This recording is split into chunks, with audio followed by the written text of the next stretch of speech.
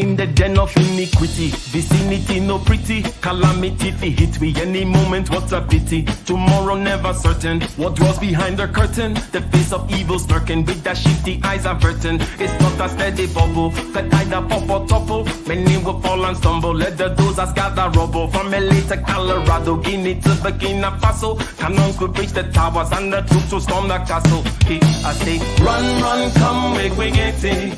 Because the peace that is bestowed upon the meek is overrated. So run, run, come, make we get it. Calling all your daughters and your sons, we come forget it. I say, run, run, come, make we get it. Because the peace that is bestowed upon the meek is overrated. Lord, run, run, come, make we get it. Calling all your daughters and your sons, we come forget it. With the rubble steady rising, and hearts are compromising. Convictions here are stifling, making evil appetizing. The fists are steady forming, and countenance is falling. Defenses are withdrawing, possibilities are falling. In these your circumstances, evil will make advances. Pick up your sword and lances, and be sure to take your stances. Victory is never promised, the battle is upon us. Gather the brave and honest, and the righteous in your corners. Hello, hello, hello, hello. Can you hear me, sir? I can. How you doing? I'm doing well. How are you? How are you doing? I'm all right. I'm getting it in, all kinds of stuff to do. So, when will the summer break kind of start for you and things will start going down a little bit? Well, technically, I've been on summer break since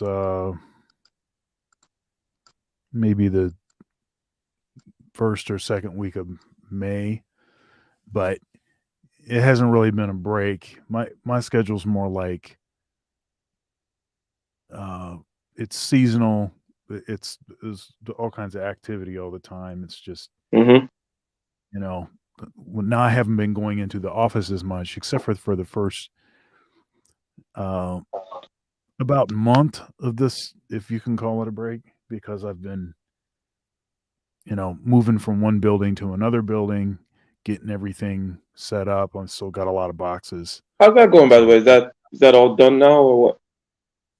Well, we're all moved, but there's a lot of logistics in things still being sorted out. And though I have my computer set up and I have some basic stuff kind of ready to go, and I've started hanging some stuff on the wall, I still have a lot of boxes, a lot of stuff to kind of get situated in my office. So, yeah, a little bit at a time.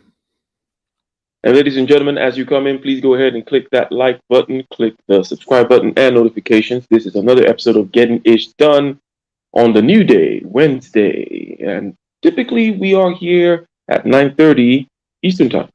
But today's a special day. It's a special day because all kinds of things are going on. I'm in the middle of transit again to the MOA experience, Mumia Obsidian Ali experience in Philadelphia. Might see a couple people out there. So we're continuing this video about productivity, right? And I think that one of the things that there's a list of time management tips, if you will, right?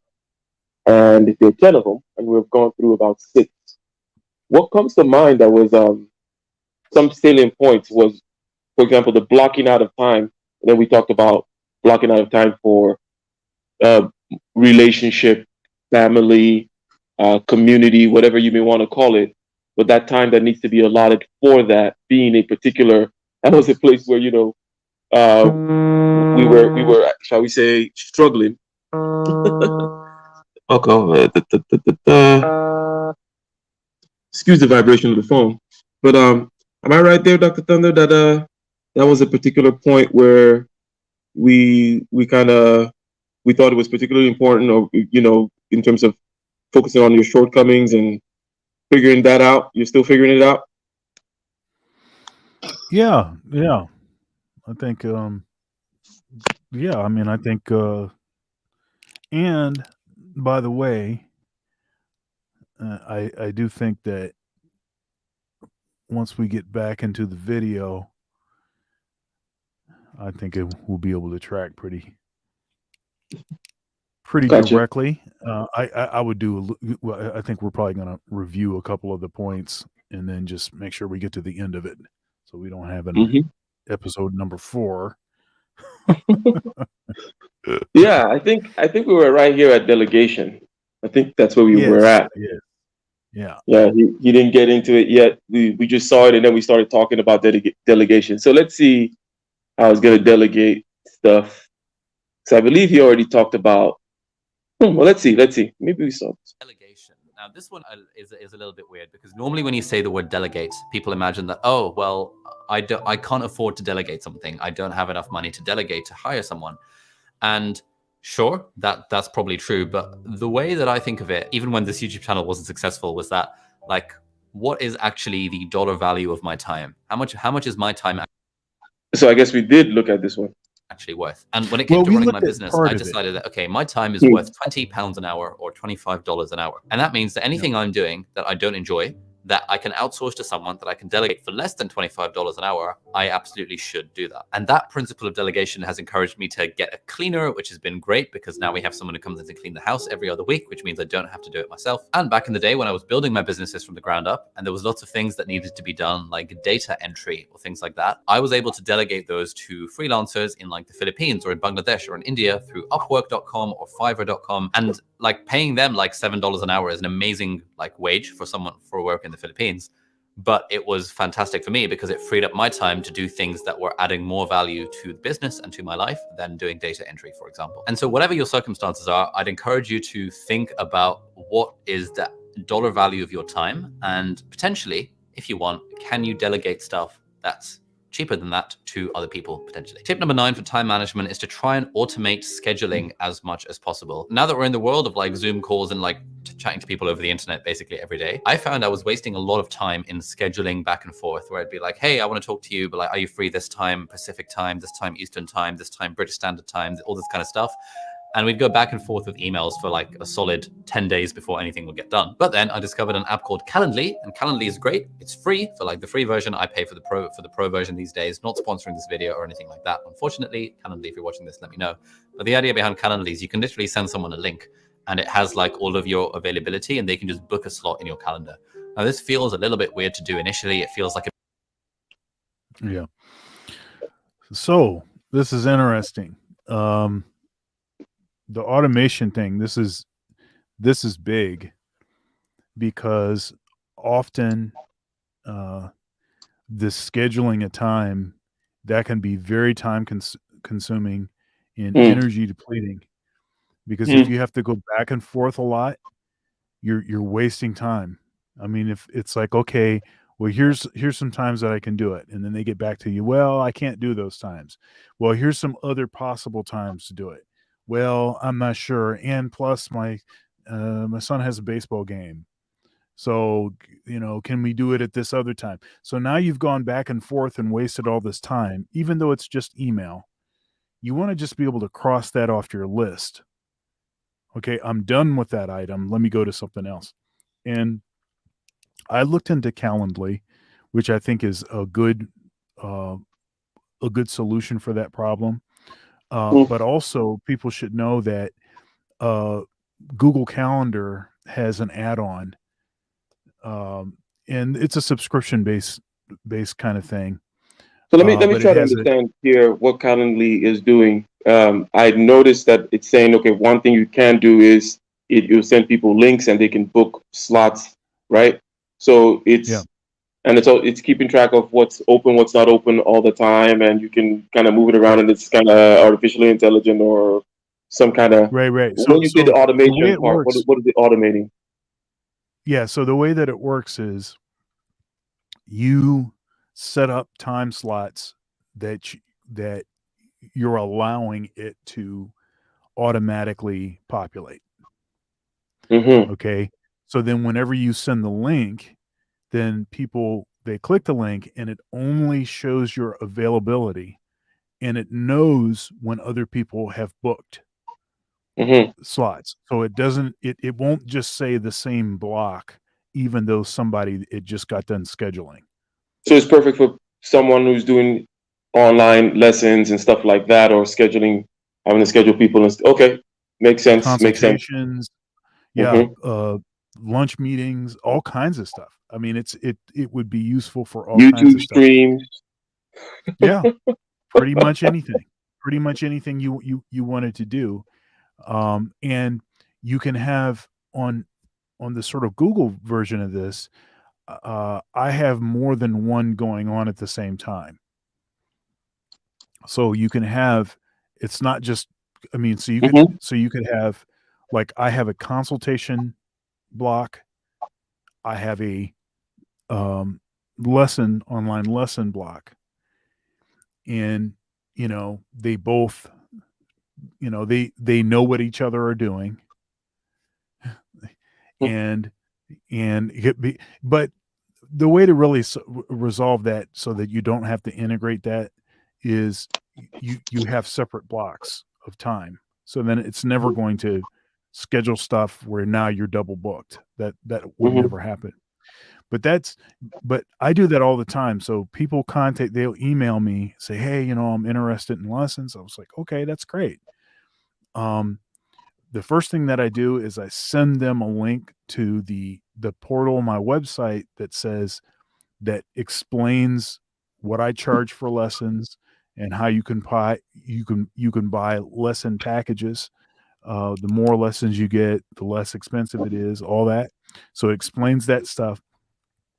Then I tell them, okay, then once you've done that, email me and I'll send you the scheduling portal. Right. So then they get back to me. I send them the scheduling portal, and then I don't even know what they're doing, but it's automatically putting it on your calendar. Now you can tell it how much time has to be, so how far they have to schedule out. So for instance, you don't want them to be able to schedule something 20 minutes before when it is. Okay. So you could say 24 hours, you could say 48 hours, you could say whatever it is. And then obviously it's going to be important to check your schedule.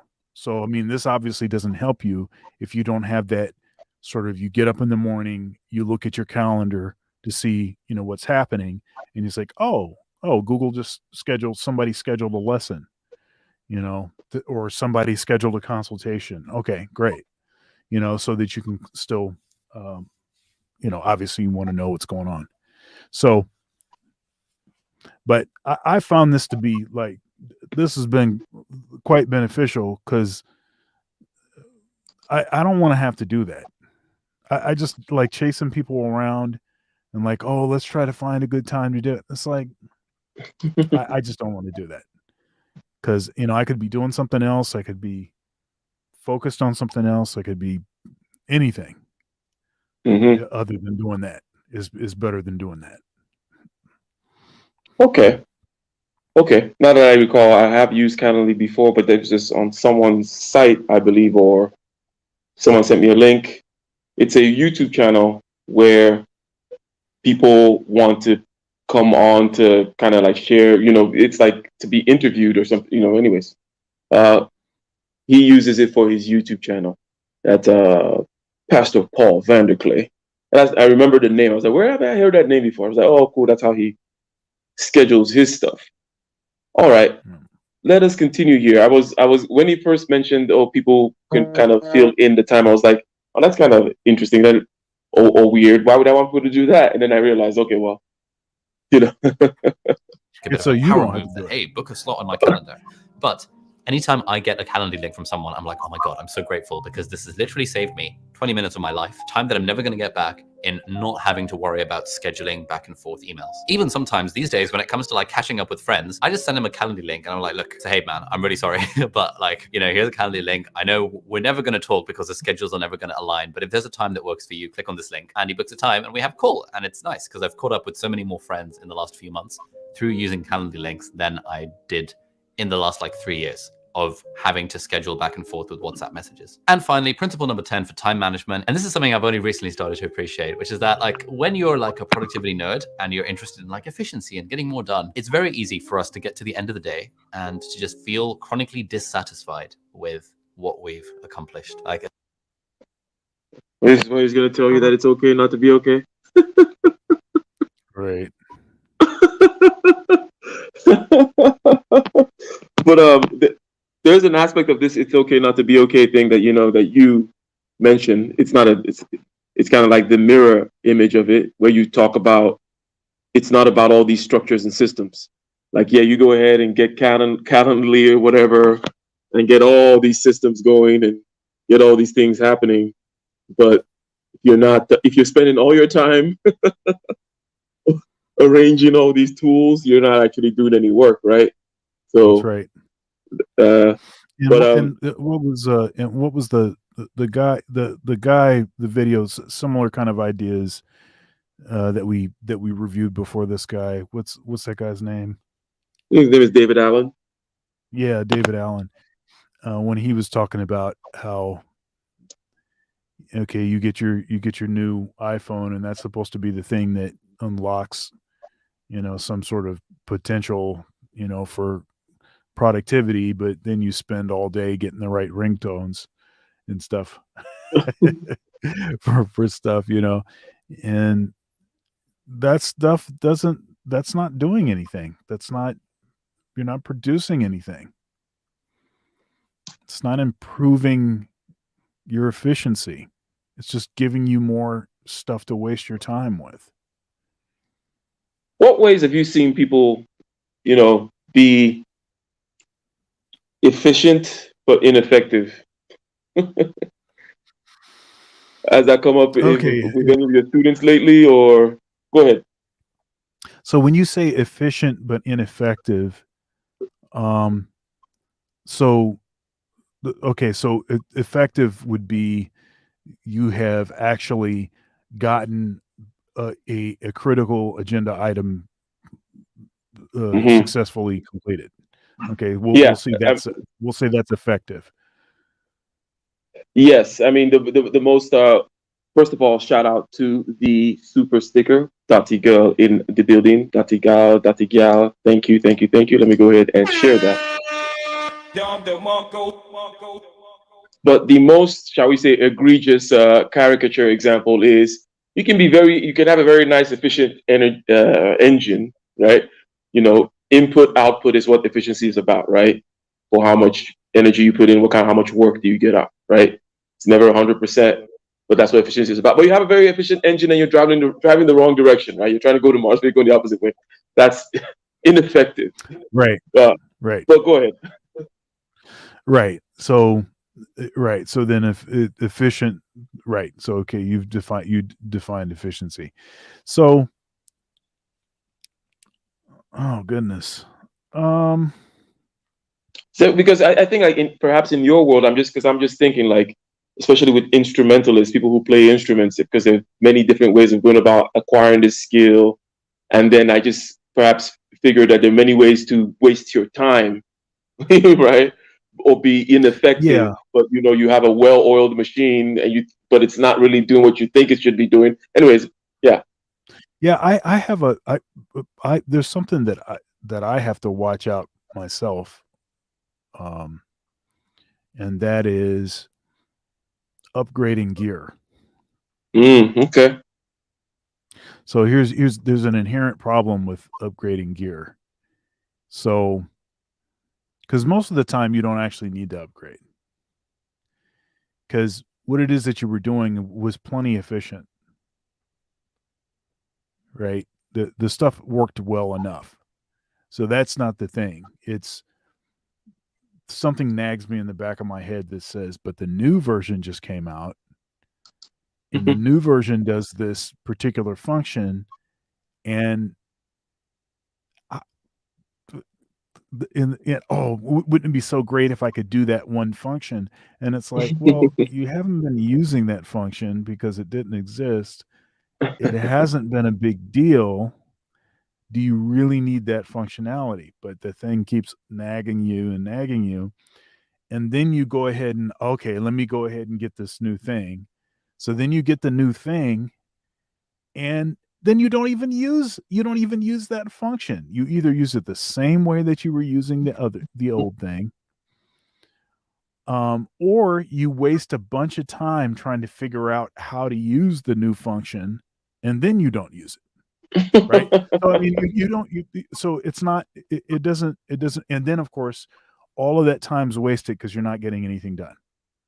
Right. You're just kind of playing around with new toys. And I'm not going to suggest that everything should be evaluated based on efficiency and effectiveness, necessarily, because there is stuff that is just kind of sometimes it's good to have fun. Sometimes it's good to kind of mess around and be excited about something that's maybe even trivial. Right. Sometimes that's good, and perhaps family time sometimes can fit in that sort of category where, what are you actually getting done? Are you getting significant stuff done? I mean, I guess you could make it like a checkbox, and maybe that makes you feel good after you spent time with the family. Spent time with the family, check. Maybe, but you're not really getting any. You're not really getting anything done per se, right?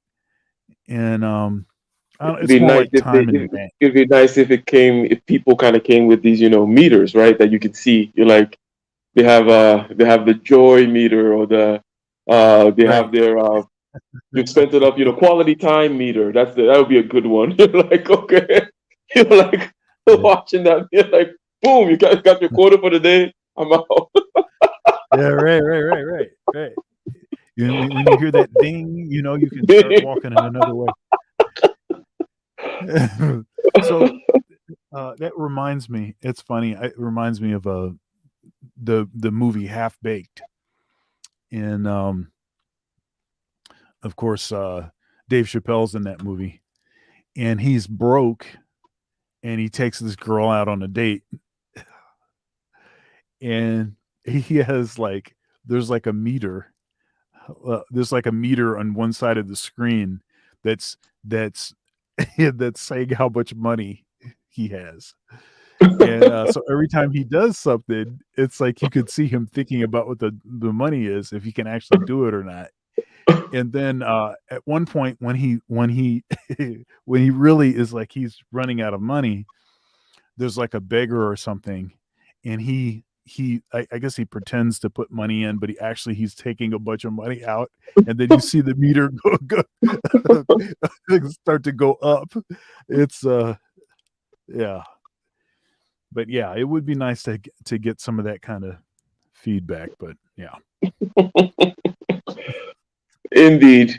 So this guy is towards the end here talking about what we're anticipating. We haven't even let him complete yet, because we're out here anticipating that he's gonna say, hey, if you don't get as much done and productivity, blah blah blah, then don't feel bad about it. But there is, beyond the feeling aspect, which is neither here nor there. You can feel bad or feel good about just about anything.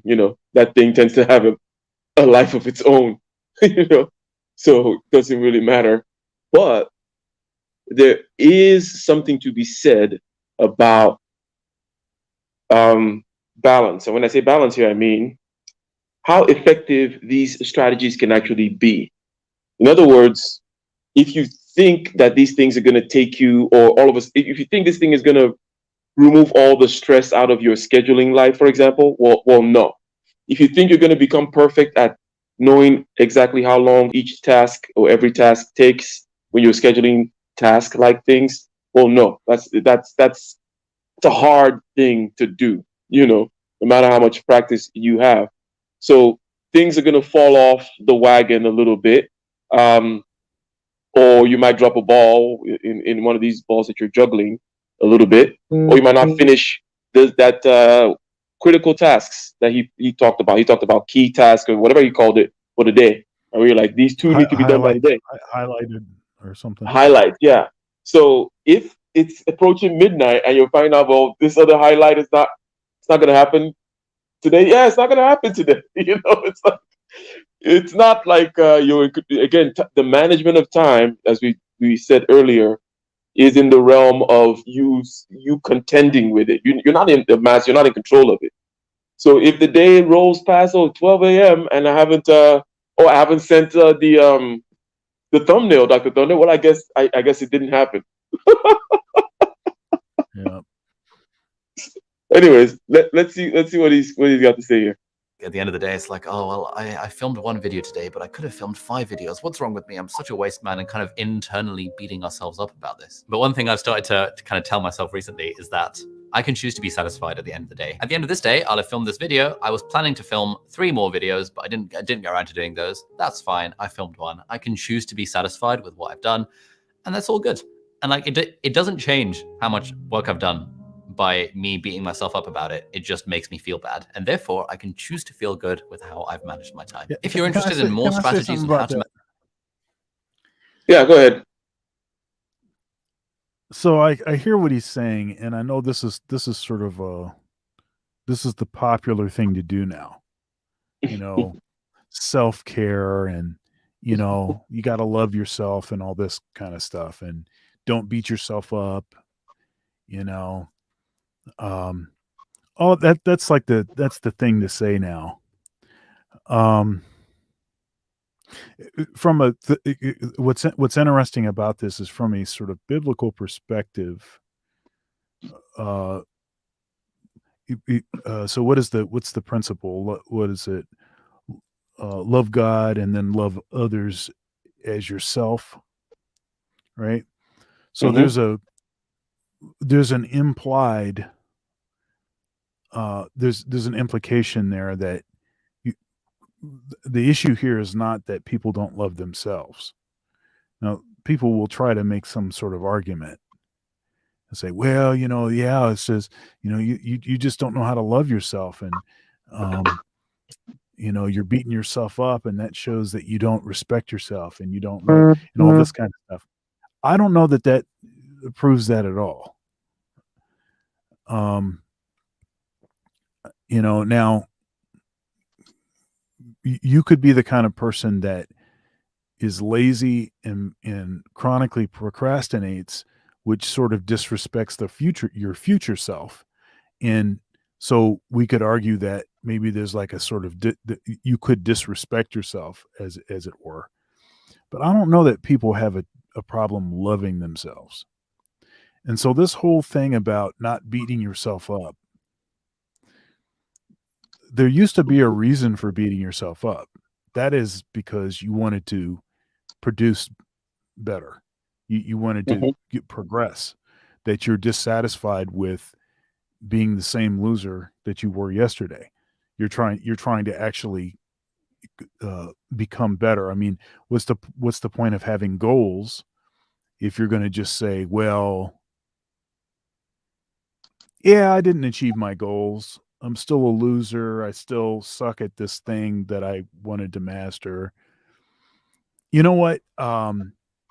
It was only supposed to take me 4 years to get done with my undergraduate degree, but I'm not going to beat myself up about it. I'll take another loan out for $20,000. It's okay. I mean, I don't know. That just seems to me to be it's a little it's like disingenuous, because you should be disappointed in yourself if you didn't accomplish what it is that you set out to accomplish. And so maybe quote unquote beating yourself up, I don't even know what that means. That's a very abstract thing to say. I don't know exactly what that means. If beating yourself up means requiring more of yourself for tomorrow, making better decisions so that you don't fail in the same way, then I disagree with that. But if beating yourself up is,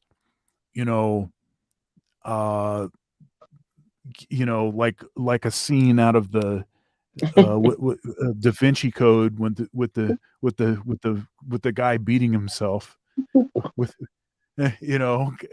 if that is beating yourself up, then yeah, that's probably taking it too far. That is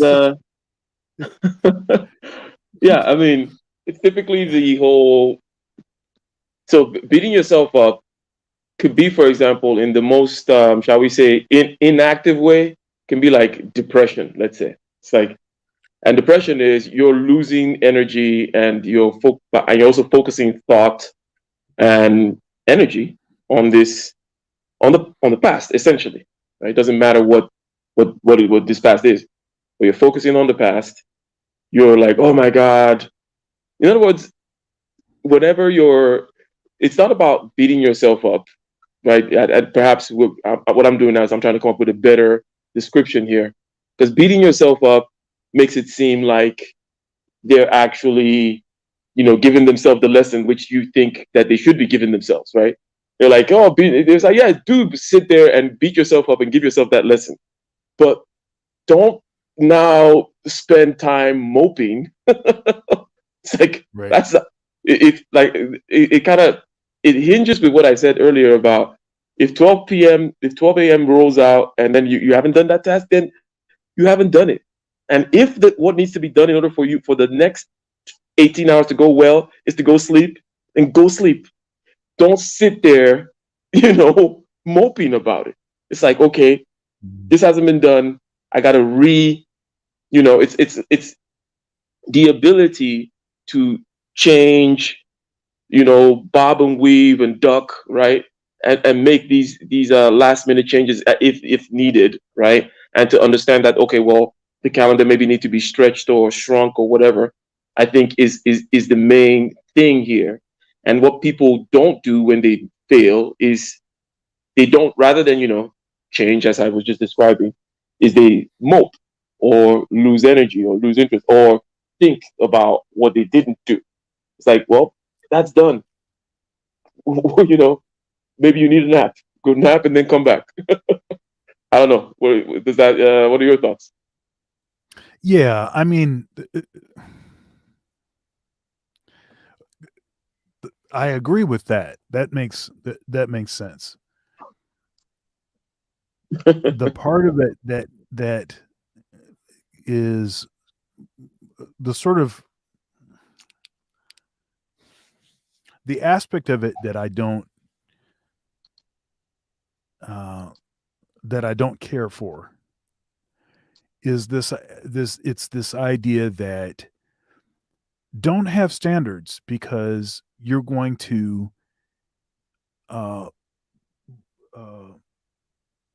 you'll end up beating yourself up because you didn't achieve the standard. Be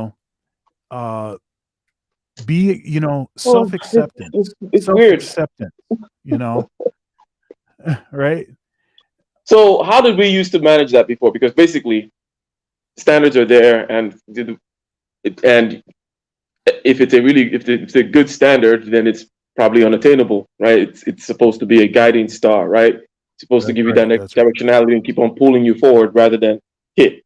So it seems like under normal circumstances, what you would call normal, healthy circumstances, Dr. Thunder, people already know that, okay, well, I'm not going to be 100%.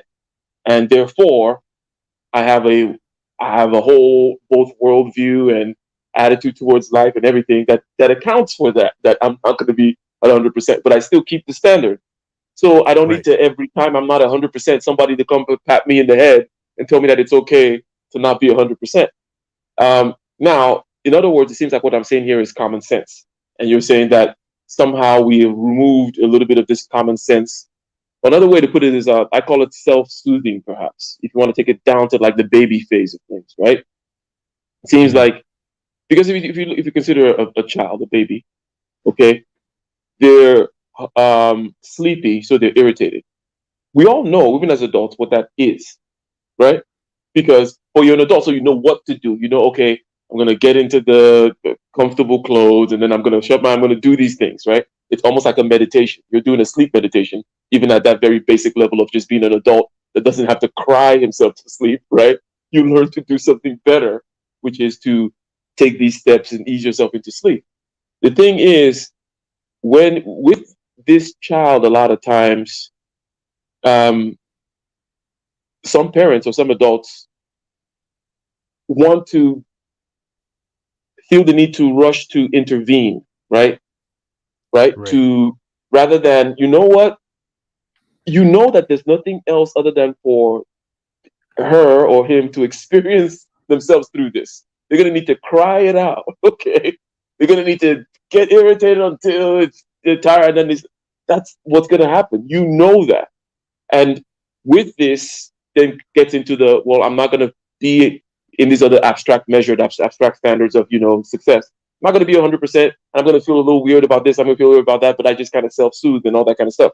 So the opposite of that is starting from the baby, catering to the baby, and on and into everybody gets a trophy, into all that self-esteem philosophy, right, which is rather pervasive.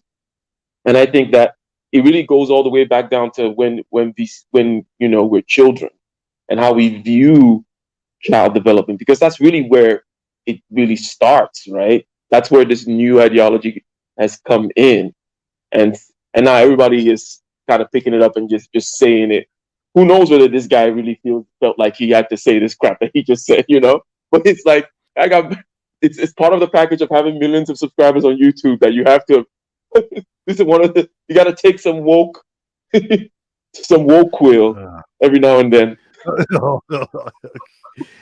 So now let me ask you: should everyone have good self-esteem? High self-esteem? No, I don't think it's it's one of those parameters that independently in and of itself, it's not sufficient to do much, because there's this study that says, a lot of people in prison have high self-esteem, and you're not very surprised at that. It takes a lot of self-esteem to try to pull off a heist. So self-esteem, again, is one of those kind of parameters, psychological ones this time, where it's not in and of itself not sufficient for much, right? So that's kind of an answer to the question, I guess.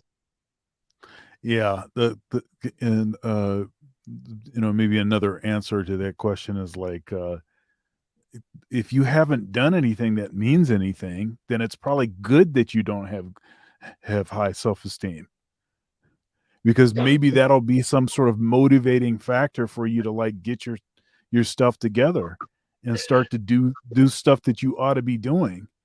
Yeah, I think people's psychological sophistication is I guess what we're finding out is lacking, right? Because the way you describe it, it's all very obvious, right? But people haven't even begun to grasp the concepts of like, oh, well, this thing will motivate me, like pain motivates me. And just because something is painful, and pain is not supposed to be pleasant, for example, right? And it doesn't mean, it's just I have to deal with it. Okay, cool. I'm a loser. I'm a ban, right? My prayer every morning, wake up, and and try to kill that inner bee, if you will. So people's basic sophistication as to, the fact that you have to bargain with yourself. Because when I start to explain it my way, it sounds super sophisticated. Like, oh, you're bargaining with it. But you're saying it in a way where it's just kind of like, oh, they should know. This is there to motivate. But I think that people get lost in between. So they left the land of its basic common sense. And unfortunately, okay, not everyone is sophisticated or intelligent enough to get into the land where they see a sophisticated map of themselves internally. So they've lost some basic grounding, right, on common sense, what you call common sense type knowledge, tacit knowledge, and they don't have enough of the brain power to build the scientific knowledge, which will tell them the same thing, right? And so they're lost in this valley, this uncanny valley of what is me and what is myself and who am I? What should I feel? And am I? Is it okay? If that makes sense. It's just. Yeah, and of course, if it actually was common sense, so actually the issue here is You're actually referring to what we would call good sense, right? But good sense is no longer common. So now, so that's where we're lost. Yes. Yeah. Yeah. But some of that, but the self-esteem stuff is, I just, it's just so overplayed. I just, I don't care if you feel good about yourself and you're sucking. Get some, get some accomplishments under your belt. Get some stuff done. And then if after actually having a track record of success measured by your ability to accomplish goals that you set for yourself, once you've had some of that stuff under your belt, if you're still having an issue, then okay, then I see that, then that's something that should be catered to. But if you're broke because you're lazy and then you're depressed because you're broke, I don't know what to tell. I don't know what to say. I'm not sure what the solution ought to be for that. I guess we can give you some pills so you feel good about being broke and lazy. I I don't know what are we doing? Well, it's yeah. I mean, obviously, again, it seems like the only solution would be to cross this, shall we say, knowledge barrier now, because basically part of the knowledge barrier, part of the knowledge gap is, look, there is a group of people, if you're, let's say, more social people, and then there's a particular gender also whom tends to be more social, the women, that is, there is a group for whom this makes sense. In other words, what we're talking about is you go girl, right? And I know very high achieving or a good sense having and otherwise, good women out there that are very competitive and all these other things, but still participate in the you go girl talk. And it's natural to them. That's what they do, right? I think that the problem is when it gets applied uniformly.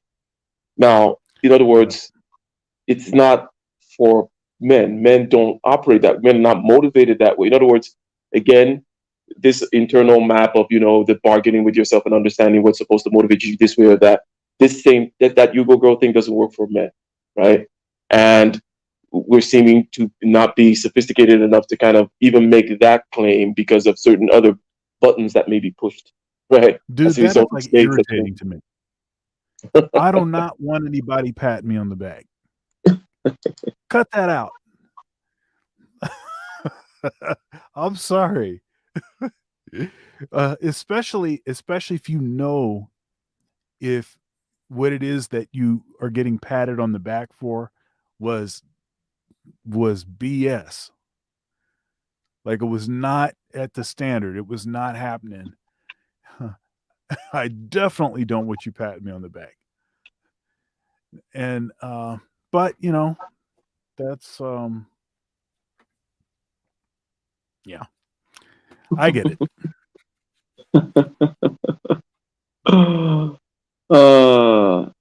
Let's see. Anyways, let's have him finish his thought here with regards to it being okay, and then we can wind this baby down here. Manage your time. I actually have 3 whole online courses themed around productivity and time management that are hosted on Skillshare. No, they're not sponsoring this video, but if you hit the link in the video description, there will be a link that gives you a free trial to Skillshare where you can check out my 3 classes on productivity. One of them is about the fundamentals of productivity. One of them is about the productivity equation, which is my personal mental model for productivity. And the third one is one that I released very recently, like last week, around productivity for creators and how we manage our time doing this like creative high side hustle entrepreneur type stuff.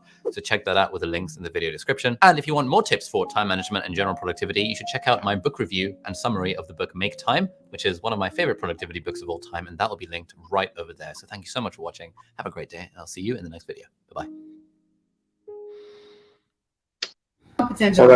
You could be fat with all the potential. Okay, I guess the next video came up. Wait, Jazz says yeah. Let's see. This is the one that people want to see us do. See, this is the one that we should have been doing. Okay, go ahead.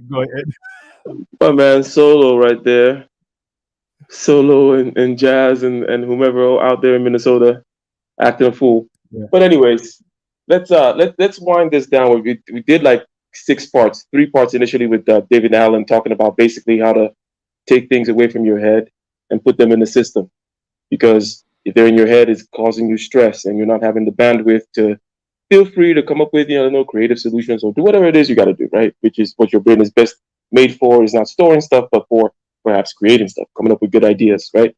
So his whole talk and his whole book, which is Getting Things Done, really is about, you got to capture these things that are going through your mind about, maybe there's a, shall we say, event that you have to attend with your mom, and there's a particular license that you have to go and fill out a form for and get blah, blah, blah. And they're kind of just roughly going through your head. Well, capture it, write it down, put it into a calendar, and then evaluate it, organize it such that you can, go ahead and get the laundry and the grocery and mail out the stuff to your mom on that one, because all those things are in the same road. In other words, start organizing your life after you get it out of your head, put it into a system. And then now we're into this whole time management thing. And the first thing that we talked about is the fact that, look, you don't control time. So managing time is not like managing resources or managing a store or managing employees. You don't have a lot of say. Managing time is more like managing to get through time, managing to survive 2022 or whatever it may be, right? Hence, it's that on that end of things you cannot control. You're looking at the whole Stoic serenity prayer thing. You're talking about the end of things that you cannot control, but you need to have enough wisdom to recognize, and you need to have enough respect for them. And so how to be effective and efficient is what came out of the last 3 videos, with a set of tips, blocking out time and on and on and on. So I don't know if anything that you wanted to, other than the pet peeves that you have over there at the end, any kind of closing remarks with regards to this series that we did? Yeah. So first, let me I'll plug some stuff, and then we can do that. But let's see here. What do I have? What do I have to plug? Actually, let me do this while I'm trying to. All right, there it is. Okay, yeah, that's cool. That'll do it. Yeah. Oh, it's getting straight. Okay, that's good. Where am I at? There it is. All right, so I've got an episode of Thunder's Thoughts coming up here.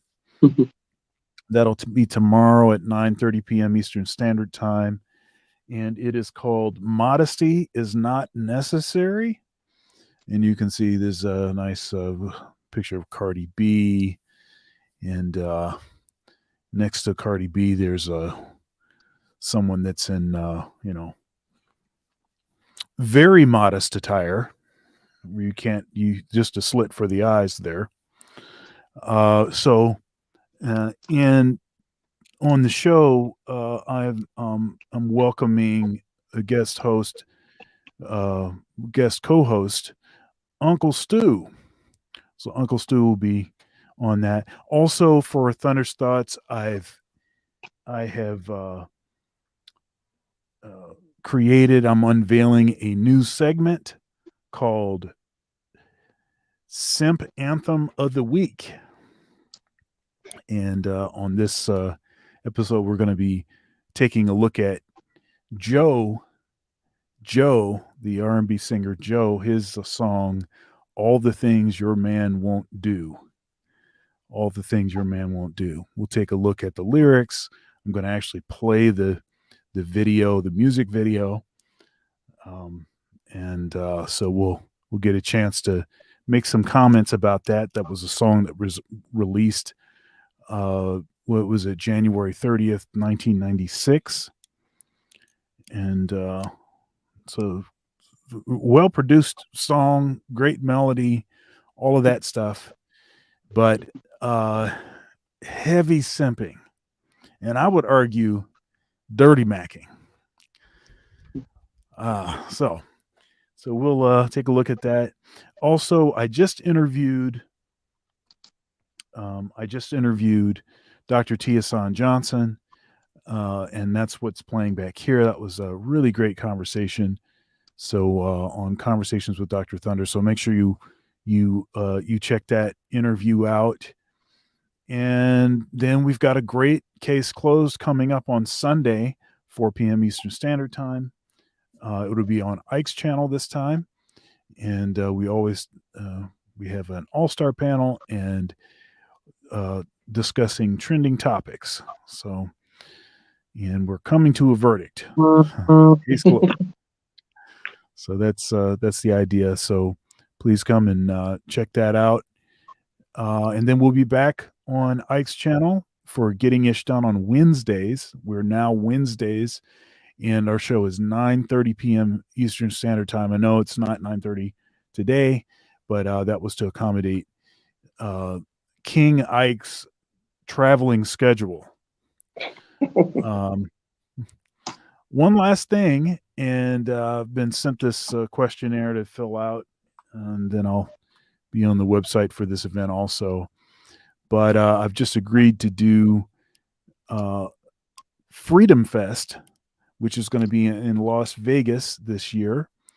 And the panel that I'll be participating on, it's me and two others, is called Three Black Libertarians Walk Into a Bar.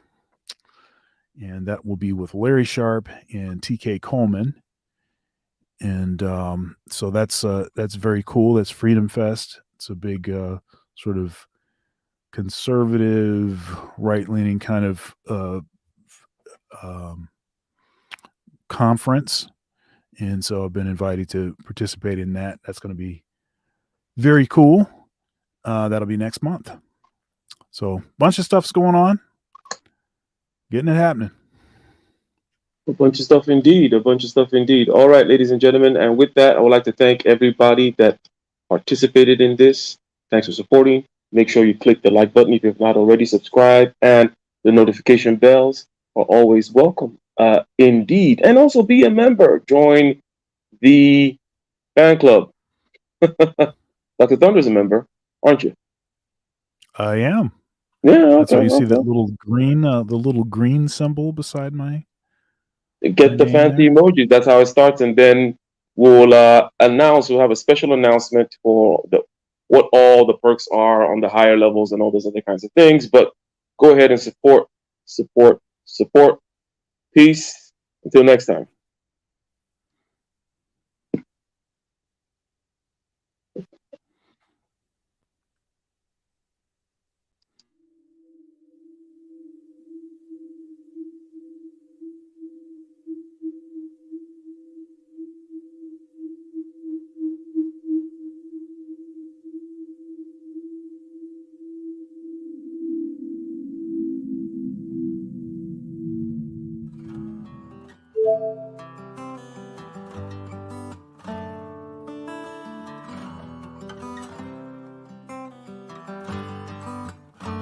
In the den of iniquity, vicinity no pretty, calamity fi hit we any moment, what a pity. Tomorrow never certain, what draws behind the curtain, the face of evil smirking with the shifty eyes averting. It's not a steady bubble, that either pop or topple, many will fall and stumble, let the dozers gather rubble. From LA to Colorado, Guinea to Burkina Faso, cannons could reach the towers and the troops will storm the castle. I say, run, come, make we get it. Because the peace that is bestowed upon the meek is overrated. So run, come, make me get it. Calling all your daughters and your sons, we come forget it. I say, run, come, make me get it. Because the peace that is bestowed upon the meek is overrated. Lord, run, come, make me get it. Calling all your daughters and your sons, we come forget it. With the rubble steady rising, and hearts are compromising. Convictions here are stifling, making evil appetizing. The fists are steady forming, and countenance is falling. Defenses are withdrawing, possibilities are falling. In these circumstances, evil will make advances. Pick up your sword and lances, and be sure to take your stances. Victory is never promised, the battle is upon us. Gather the brave and honest, and the righteous in your corners.